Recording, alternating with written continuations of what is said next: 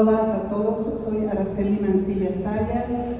Antes de comenzar con esta presentación y esta conversación con Sabina Orozco, quiero dar las gracias al Encuentro Leo por la posibilidad de llevar a cabo esta charla, esta reflexión en torno al libro, a la novela Malas Decisiones.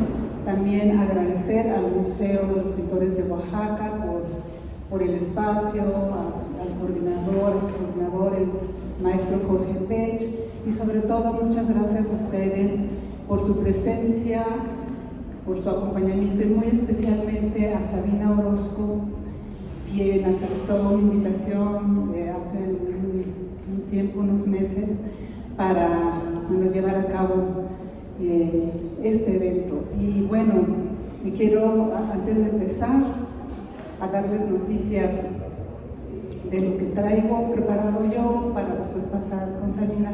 Quiero decirles que yo conozco a Sabina desde que era una niña.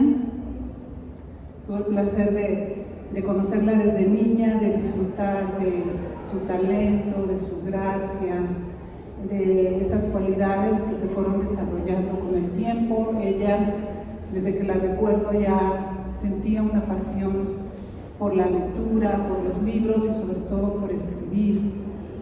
Y bueno, a lo largo de los años desarrolló este talento, primero en Oaxaca y después en su carrera, así que voy a comentarles brevemente sobre la trayectoria de Sabina. Sabina Orozco nació en Oaxaca en 1993, es escritora y editora, estudió letras hispánicas en la UAM 1, fue becaria de la Fundación para las Letras Mexicanas en el área de narrativa en el periodo de 2017 a 2019. Su primer libro de cuentos es La lengua de los osos polares, editado por Osa Menor en 2021. Ganó el Premio Nacional de Poesía Francisco Cervantes Vidal con el libro Cosas que no contaré a mis padres, editado por Malabar en 2023. Ha sido becaria del FONCA y del PECDA en el área de poesía. En 2023 formó parte del programa de residencias literarias en Villa Joana, organizado por la UNESCO y el Ayuntamiento de Barcelona para escribir su segunda novela. Actualmente cursa la maestría en Letras Latinoamericanas en la UNAM y Malas Decisiones es su primera novela. Yo traigo aquí sus libros, el de cuentos, La lengua de los osos polares y Cosas que no contaría a mis padres. Atesoro sus libros, son muy buenos. Y bueno,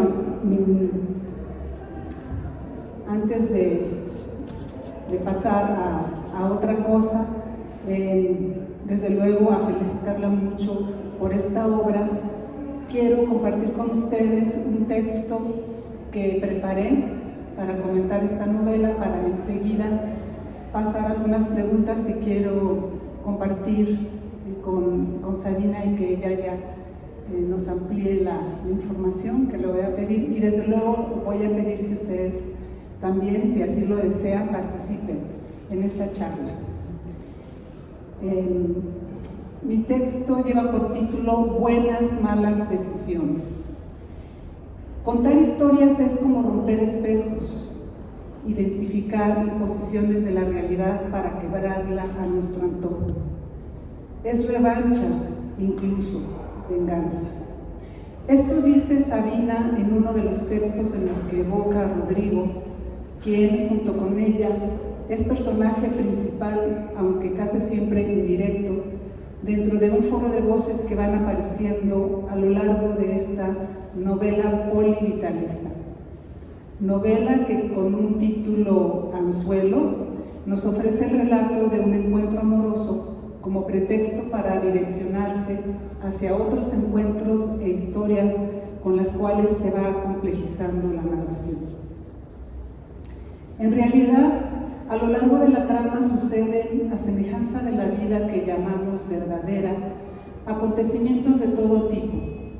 Si buscamos la valoración ética o moral, puede calificarse de buenos, malos, afortunados o no. Lo mejor, en todo caso, es que en esta historia esas valoraciones no tienen cabida, se superan porque, igual que en la vida real, lo que acontece simplemente afecta, sin adjetivos, los estados mentales y emocionales de los personajes. En nuestras vidas, vividas con rapidez y no muy atentamente, se dan ritmos, sutiles instantes de emotividad, percepciones más o menos amplias que por lo general no registramos, pero la literatura sí puede representarlos y recrearlos para nuestro asombro. Esto hace malas decisiones. Algo muy atractivo del texto es su forma, y sabemos que forma es fondo.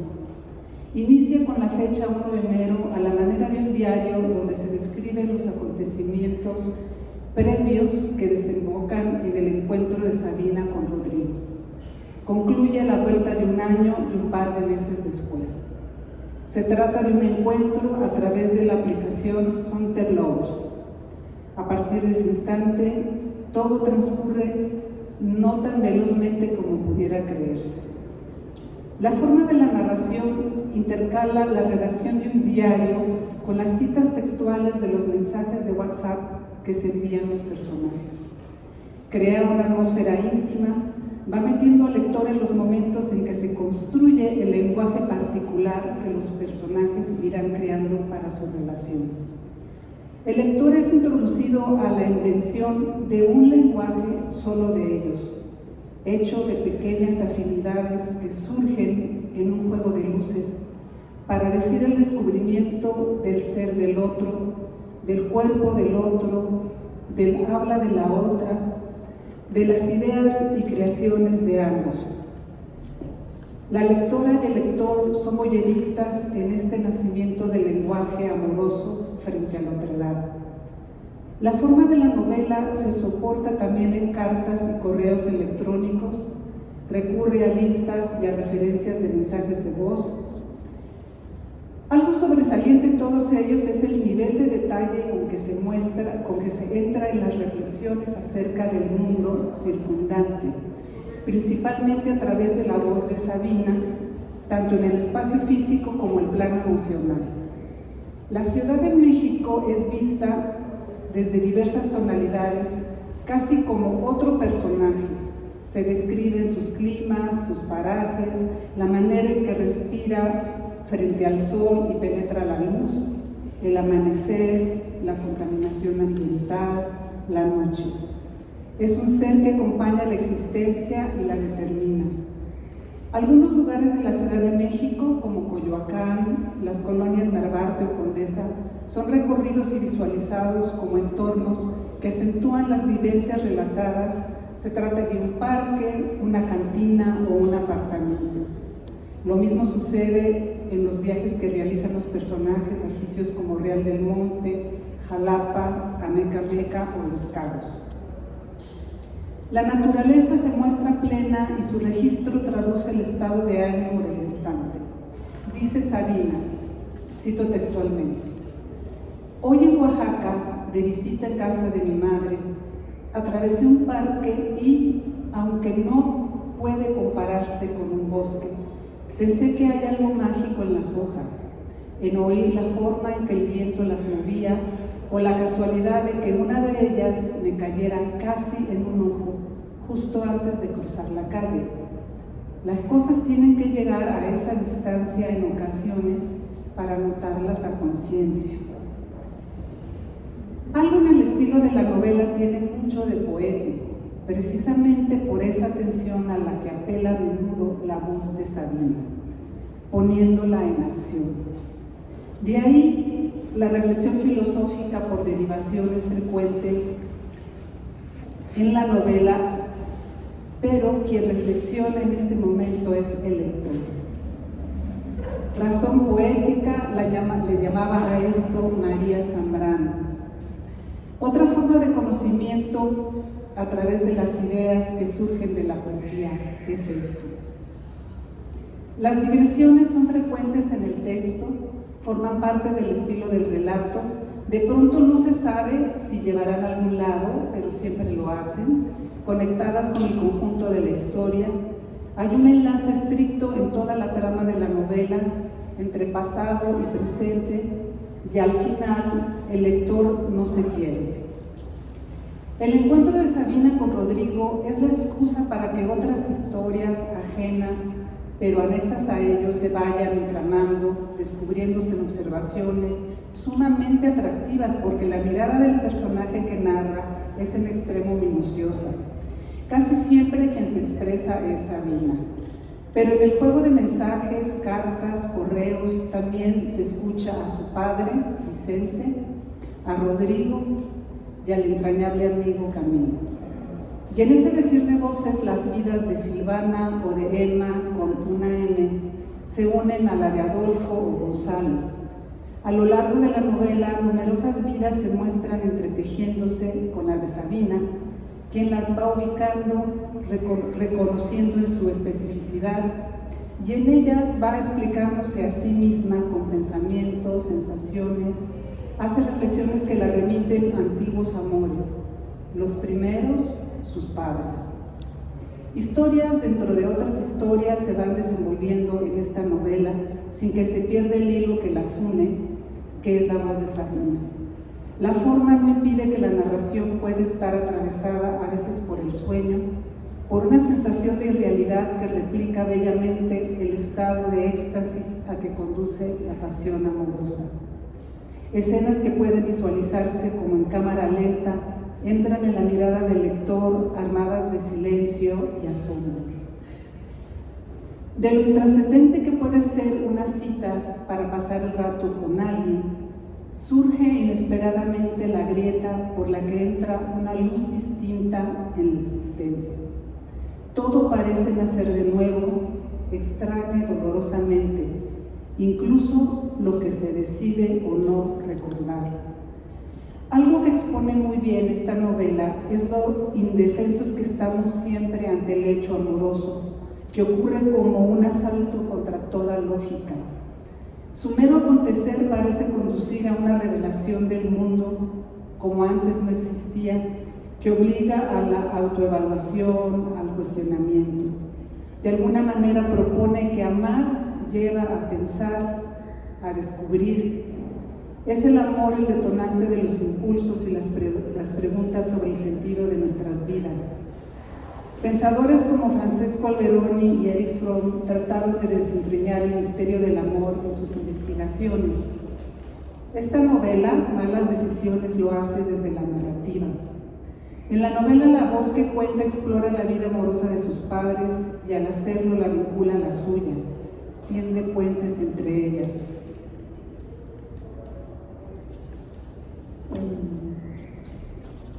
Más allá de las cosas en común, hay una constante sensación de crecimiento, un movimiento interno que te reafirma que existes, que pisas tierra y que, al mismo tiempo, estás en pleno terremoto. El enamoramiento es eso, ganas de vivir, ganas de conocer, ganas de ampliarse. Estas son palabras enviadas a Sabina por un amigo en una carta. Y hay que decir que el amor a que se refiere esta novela, si bien parte del amante, se extiende al padre, a la madre, a los amigos, a las y los amantes de los amigos. Al observar el mundo en su movimiento y contradicciones, se mueve la rueda de las posibilidades de lo amoroso, que abarca a la naturaleza, al recorrerla en una carretera, por ejemplo, en parajes a que convoca el viaje hacia lugares como Real del Monte, Tepoztlán o Amecameca. Malas Decisiones enlaza a sus personajes con el cine y la literatura. La comunicación de los amantes pasa todo el tiempo por lecturas de autores como José Watanabe, Sharon Olds, Wisława Szymborska, Nabokov, Unica Sur, Rodolfo Forwell. Se detienen libros como Lolita, Omed Z, en las películas de Buñuel y Tarkovsky. A los únicos hombres que he permitido leerme en voz alta son a los que amo o amé. Los cuento con los dedos de la mano, dice Sarina. Esta es una declaración a su padre en una carta, en uno de tantos momentos en que da cuenta del vínculo indisoluble que mantiene con las palabras, con la literatura y con la escritura para mayor precisión como sostén de su existencia. En algún momento de la novela, la ternura, sentimiento matriz, crece ante la entrega de un libro que fue atesorado en el librero personal hasta que se regala. La narradora va reuniendo momentos en que palabras o textos, incluso canciones, detonan emociones intensas. ¿Puede el amor soportar la distancia geográfica? La novela plantea el reto. Mete a los personajes en ese laberinto que rompe espejos de espacio y tiempo. ¿Cuánto puede prolongarse una relación que nos ha dejado alucinados? Alucinados como decir alumbrados o iluminados, plantea el libro. El deslumbramiento parece ser el hallazgo de la novela sin conclusiones. El hallazgo es el palpitar en el pecho que se hace preguntas y lleva al reencuentro con un columpio construido por el padre, con los colores amarillo y rojo, nunca más exclusivos que en Sabina, con la canción El piojo y la pulga, matrimonio solo significante en la voz del padre. El hallazgo es el encuentro con un bosque soñado e impenetrable que algún día podrá cruzarse. Las buenas malas decisiones de esta novela, entre muchas otras cosas, ilustran una forma de amar propia del primer cuarto de este siglo XXI, muy distinta a la que buscaba la fijación de los compromisos, más abierta a reconocer que la vida es un sorprendente laboratorio existencial donde no se renuncia a la voluntad amorosa. Este es mi comentario al libro de Sarina. Gracias. Muchas gracias.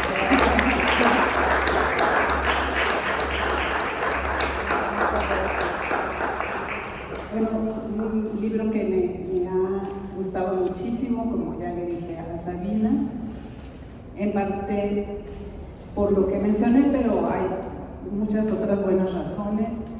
Y bueno, para iniciar esta conversación, que ustedes también participen, yo quiero destacar algo que es notorio en el libro en un momento en que el destacar realmente la mala relación que hay a veces entre hombres y mujeres en la literatura se da a veces con bastante violencia, ¿no? Con las rupturas en la literatura contemporánea pueden plantearse de una manera bastante violenta a veces y seguramente con justificada razón. Pero en esta novela, aunque pasan muchas cosas, nunca hay una sensación de que el personaje Sabina está quejándose o está increpando al amante o los amantes, ¿no? Incluso aunque pueda quejarse de alguna amiga o algún amigo, no hay ese como discurrir en la victimez, me hicieron, soy víctima, no. Lo que hay es como ya creo haberlo dicho, es como un registro del acontecimiento y una evaluación emocional y a veces también pues muy conceptual de las situaciones.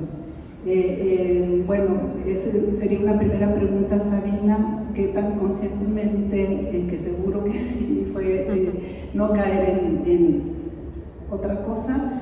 Y una segunda muy interesante, bueno, seguramente para muchos de ustedes lo es, para mí también, es la parte de los nexos con la literatura.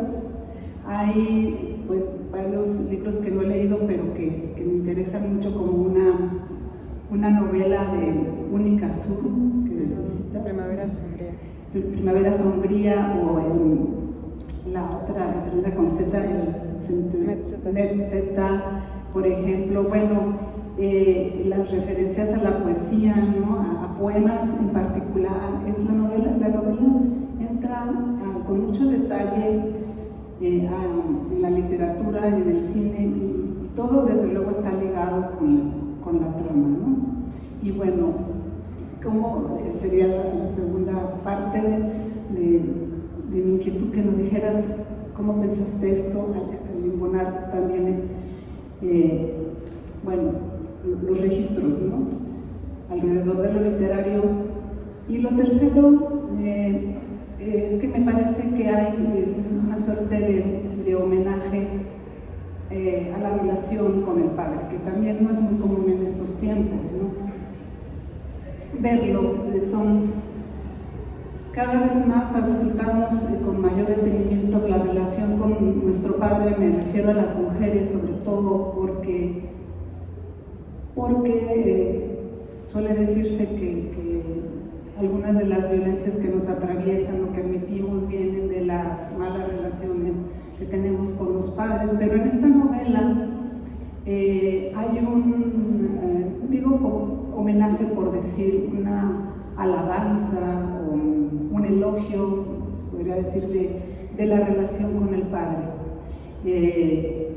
Esto me parece muy interesante y bueno, me recuerda a mi propia relación con mi padre, que como toda relación padre-hija tiene sus buenas complejidades y sus altas y bajas, y en esta novela pues está enunciada de una manera que a mí me parece que pues también en este sentido tiene una ruptura con otras literaturas que podrían estar relacionadas en estos tiempos. Y bueno, esto nada más porque yo ya les voy a dejar a ustedes un par.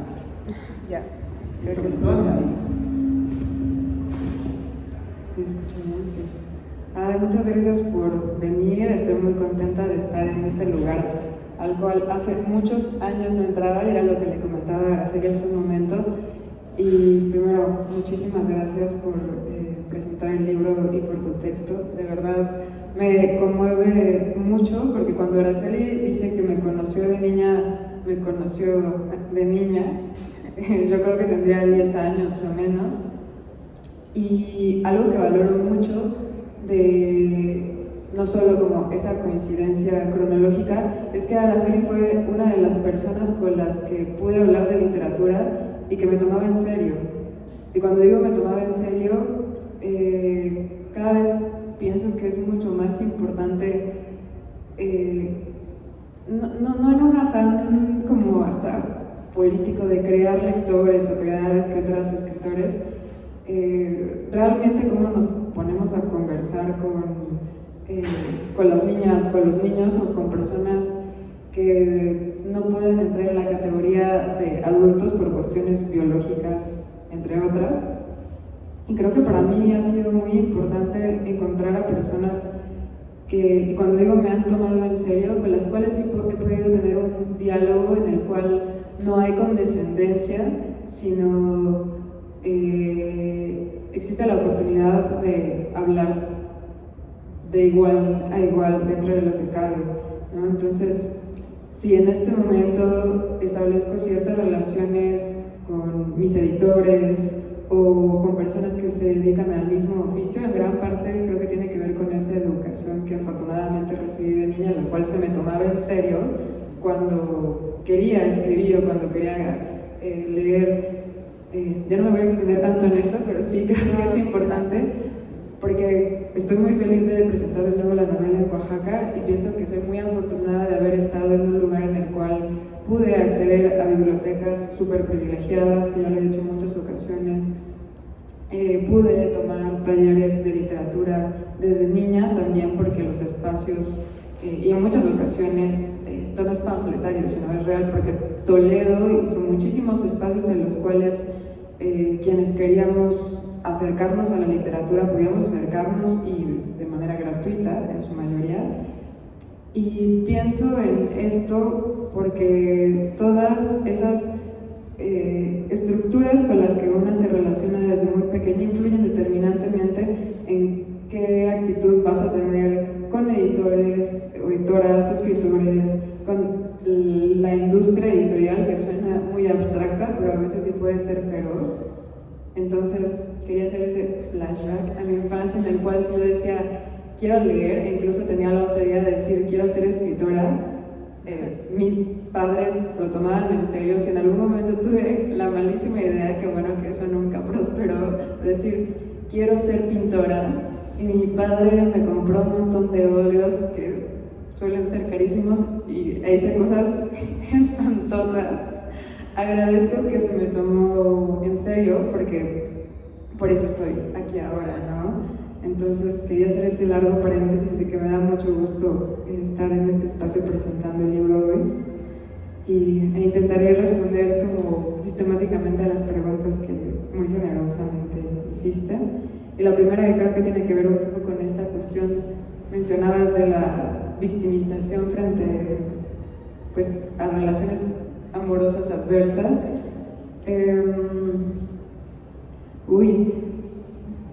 Tal vez al escribir la novela no era tan consciente de eso, pero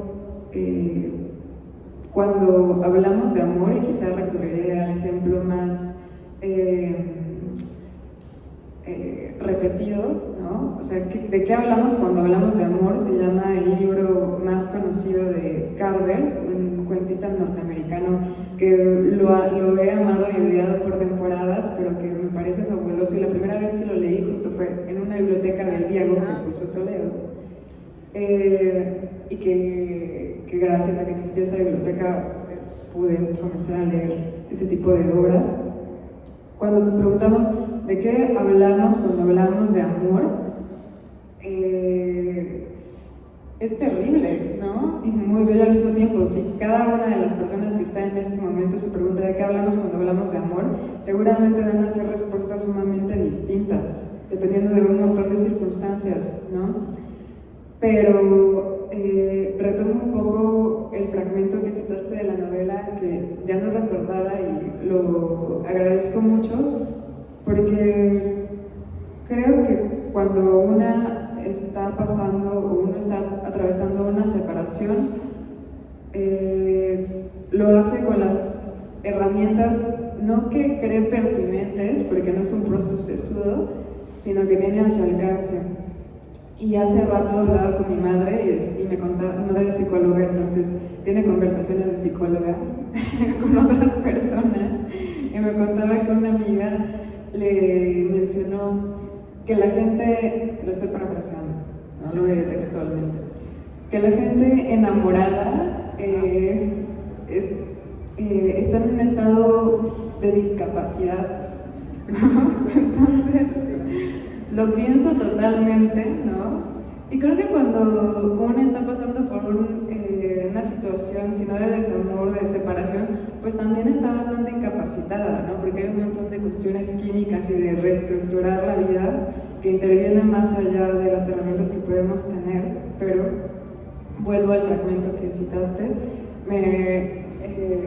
como que me alegra mucho encontrar ahí una palabra que estuve barajando para escribir mi segunda novela, que aún no se publicaría pronto, espero, pero que buscando palabras clave que me interesaban para escribirla después de este libro, encontré una que me parecía súper atractiva y que hablé mucho con un amigo tijuanense con el cual de pronto me carteo y hablamos de lo que estamos escribiendo.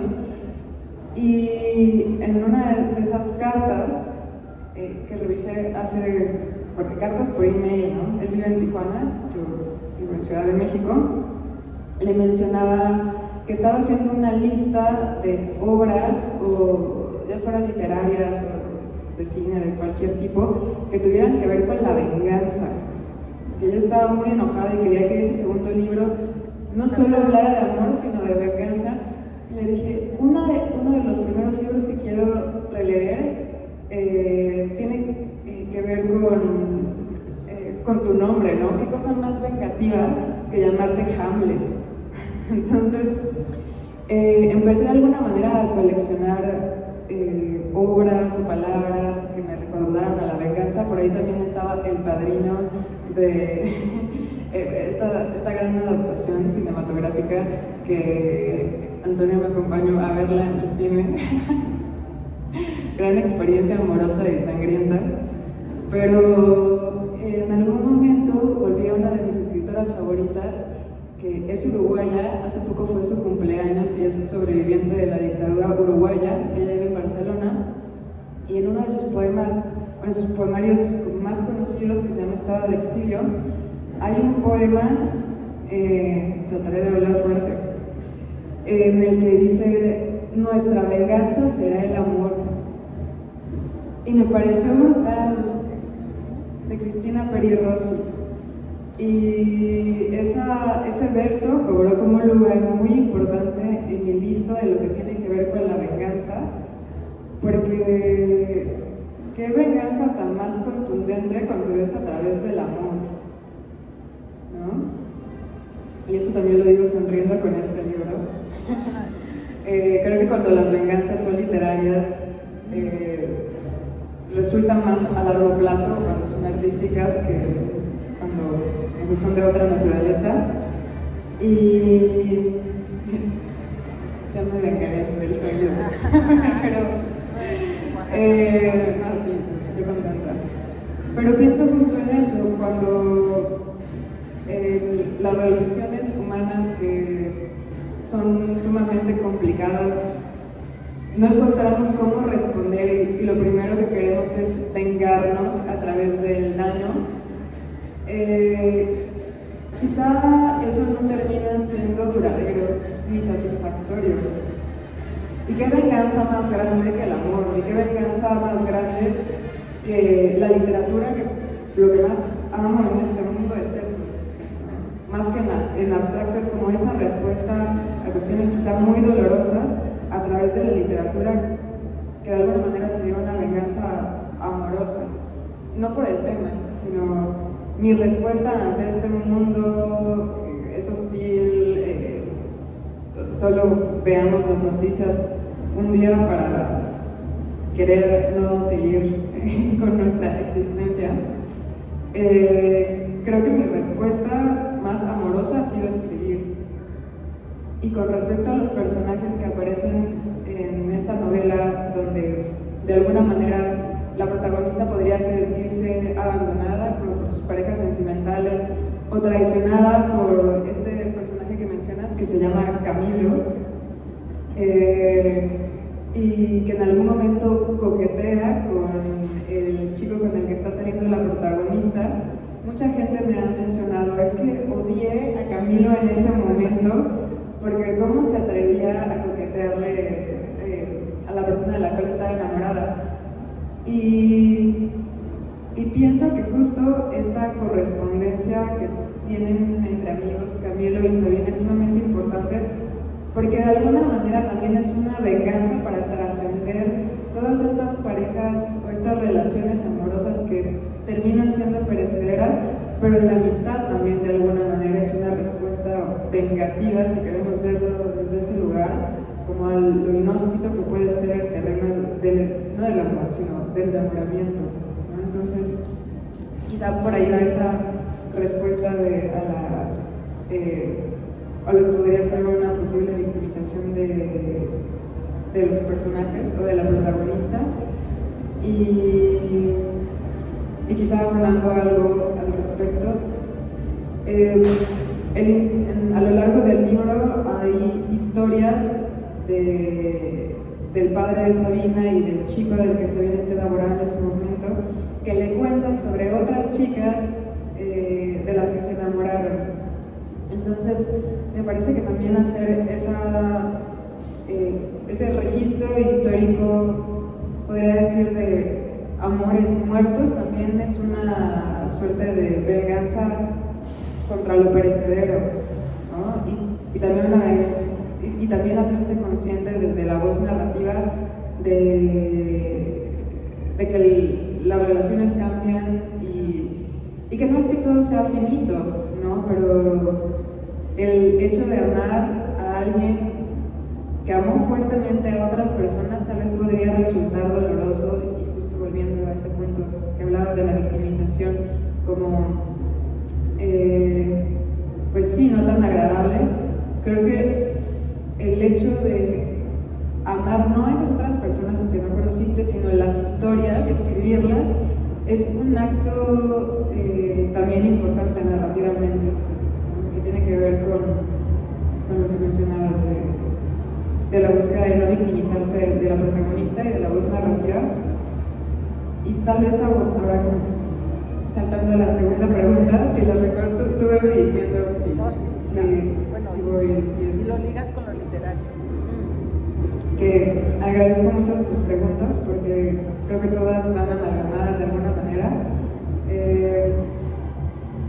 En algún momento cuando estaba escribiendo la novela pensaba qué tan necesario es que la protagonista y sus amigos, a pesar de que la mayoría son escritores o se dedican al arte, mencionen tantos libros, ¿no? Porque qué tan verosímil va a ser en esta historia, o me preguntaba si iba a sonar muy pedante, ¿no? Como leer este tipo de novelas en las cuales cómo te están atacando con referencias. Entonces, sí intentaba seleccionar obras representativas narrativamente y para el conflicto en la novela. Por ejemplo, cuando en algún punto menciono que la protagonista va con un chico, no me gusta la palabra amante, pero usamos la palabra provisionalmente, ¿no? Como su compañero durante la depresión. Entonces, este chico la invita al cine y ella le menciona una película de Tarkovsky que está en la Cineteca, no porque tenga muchas ganas de estar con él, sino porque piensa, seguro le va a aburrir y me va a decir que no. Y al final este chico le dice que sí va a ver El espejo de Tarkovsky, que es una película preciosa. Pero mencionó este tipo de obras no por abundar como en la colección artístico-literaria, en el bagaje de la protagonista, sino cómo estas obras han sido representativas para una mujer en ese momento de 28 años que vive bajo ciertas condiciones en Ciudad de México. Y también me causa como mucha curiosidad, bueno, como me parece curioso que hayas mencionado estos dos libros que te llaman la atención. Uno es Primavera Sombría, de Ónica Azul, y la otra es Metzeta, de Gerardo Arana. Y ambas son novelas bastante breves que esta autora y este autor escribieron pues poco antes de suicidarse. Y me parece muy significativo, no solo que hayas dicho que quieras leer esos dos libros, sino porque hay una suerte, ahora lo pienso, de pues disputa de la voz narrativa de la protagonista por estar en la vida o no. Y una de las maneras en las que encuentra este aliciente de seguir viviendo a pesar de que en un futuro sabes que te van a romper el corazón, que vas a tener tal vez una circunstancia laboral incierta o que enuncie calamidades, pues que hay un impulso vital muy fuerte en la literatura y de manera contradictoria y no, hay un impulso vital como sumamente potente en estas personas que se quitaron la vida después de escribir esos libros, ¿no? Entonces, eso me parece maravilloso, cómo hay tanta vida o este impulso tan fuerte de transitar experiencias vitales en escritoras y escritores que deciden no vivir. Y creo que ha sido una constante también como en las lecturas que me apasionan. O sea, encuentro algo tan condensado del amor por la vida en estas personas que deciden no estar después. No sé a qué se da, pero ahora que lo preguntas me parece interesante, ¿no? O sea, ahorita estoy vuelta loca con una escritora chilena que se llama Teresa Willis Montt.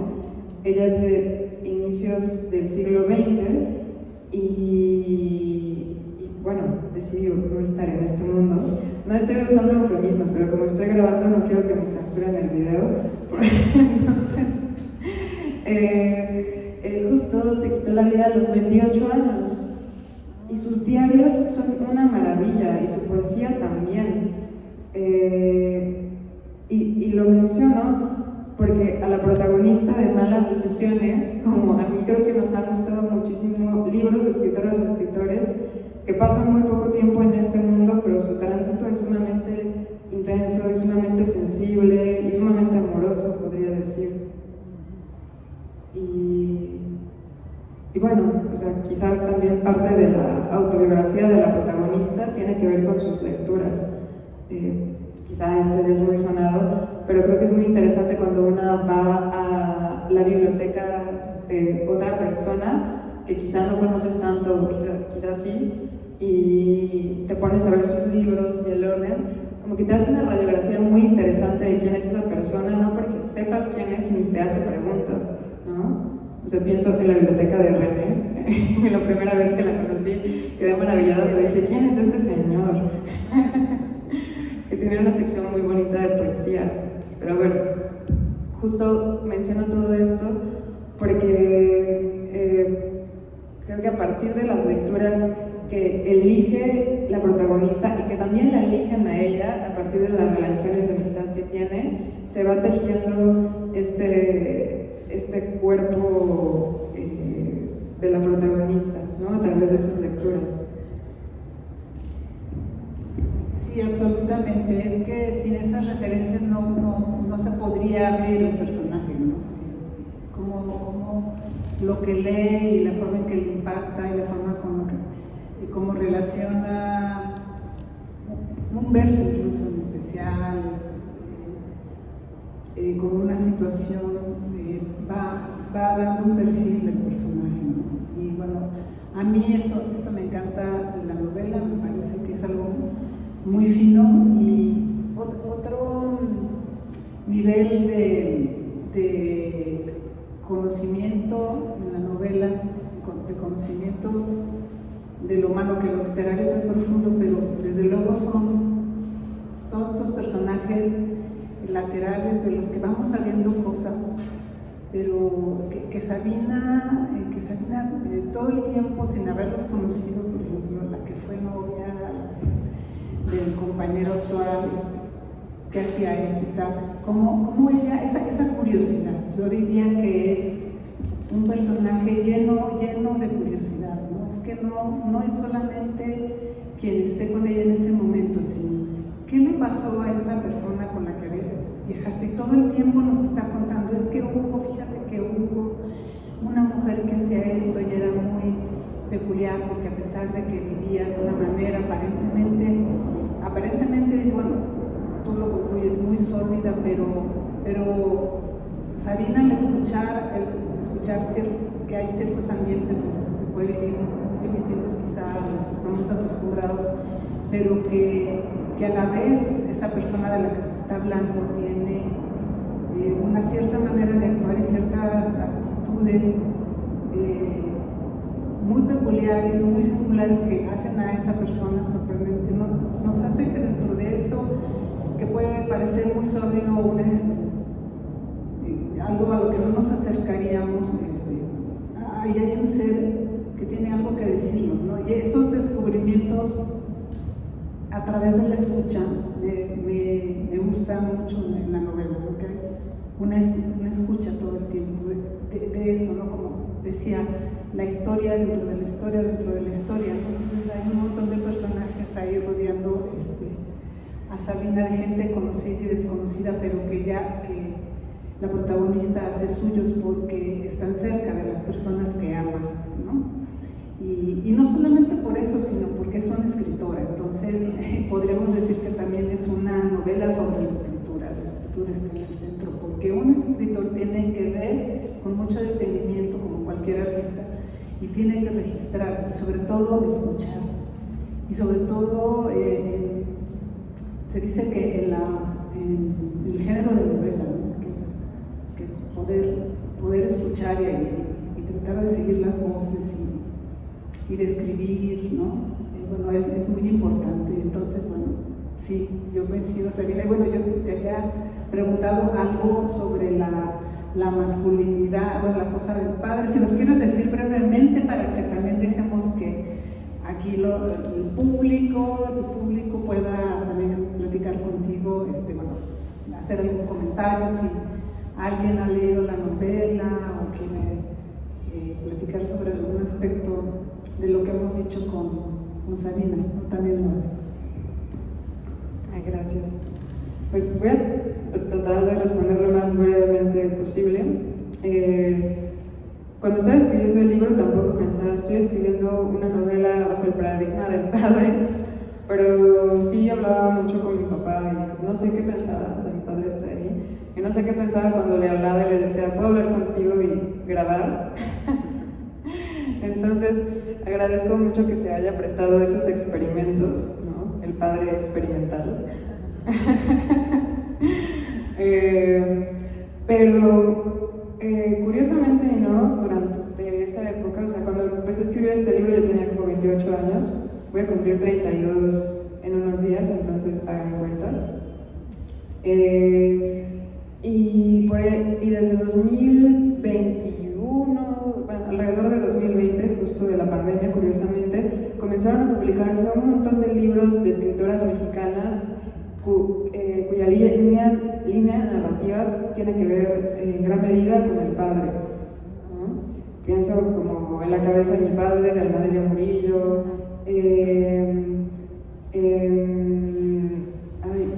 voy a decir el nombre de las escritoras porque soy muy mala para los títulos en esos momentos, pero Nayeli García, incluso Aura Casio Junco, incluso, bueno, ella no es mexicana, pero está en los libros que yo tenía al respecto, Siri Roosevelt, que ya no es una joven ni es mexicana, pero tengo todos esos libros en mi librero sin leer, porque cuando yo estaba escribiendo ese libro pensé, no quiero estar dialogando con otras experiencias del padre ni de la madre, tengo muchas ganas de leerlo, pero no quiero entrar en contacto ahorita con esos tonos, ¿no?